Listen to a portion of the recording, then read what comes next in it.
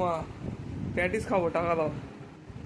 Patties দাঁড়া, বাড়িতে chicken আছে, আমি বানিয়ে দিচ্ছি। প্রথমে প্রেসারের মধ্যে জল গরম দিয়ে দিলাম। জল গরম করতে দিয়ে তার মধ্যে রসুন, নেড়ে করা রসুন আর বোনলেস চিকেনটা দিয়ে দিলাম।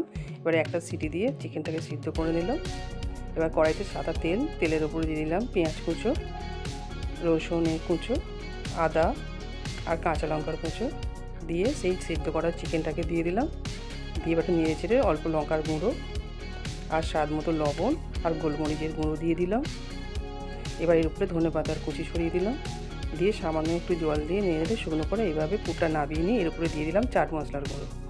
এবারে একটা বাটির মধ্যে সাদা তেল আর তার সঙ্গে কর্নফ্লাওয়ার মিশিয়ে একটা গোলা তৈরি করলাম। আর ময়ম দিয়ে আগে থেকে ময়দাটাকে মেখে দিয়েছিলাম। সেই মাখা ময়দাটার মধ্যে 6টা লেচি করেছিলাম। 6টা লেচিকে রুটির মতো করে বেলে নিয়ে ওর উপরে একটা করে রুটির মতো দিয়ে তার উপরে ওই গোলাটা দিয়ে আর একটু করে ময়দার গুঁড়ো ছড়িয়ে দিয়ে 6টা রুটিকে পরপরভাবে দিয়ে দিলাম। দিয়ে এবার একটা শেপ দিয়ে আমি এখানে 4টে টুকরো করলাম।